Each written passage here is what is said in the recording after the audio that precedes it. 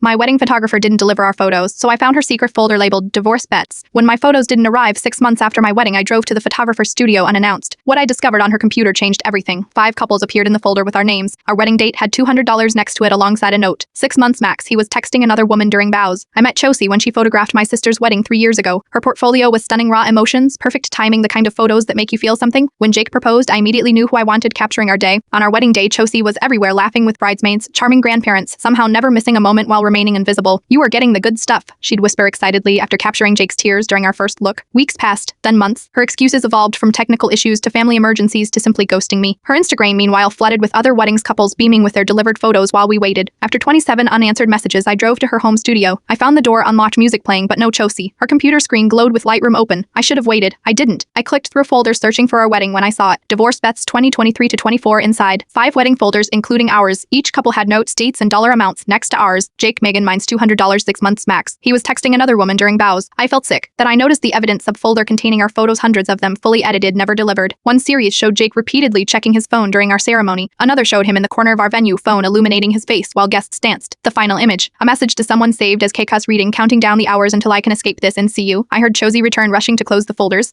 She froze, seeing me at her desk. "Megan, you can't just bet on my marriage failing," I interrupted, "instead of delivering the photos I paid you for." Her expression shifted from shock to something like pity. "You weren't supposed to see those," she said quietly. "But now that you have, don't you deserve to know who you really married?" I took the flash drive sitting beside the keyboard. "Or complete wedding gallery. Invoice me for this," I said, "and consider your bet lost." I drove straight to Jake's office with the flash drive. I didn't yell when I showed him the photos. I simply asked one question: "Who's Kay?" His face provided all the confirmation I needed. I moved out that night. Josie called the next day, not to apologize but to ask how I was doing. Wrapped out, she's been running her divorce bets for years. A twisted hobby born after photographing her own husband with a bridesmaid. I should hate her for gambling on my heartbreak. Instead, I am grateful someone documented the truth I was too blinded by love to see. Sometimes the moments a photographer chooses not to share tell a more important story than the perfect ones in the album.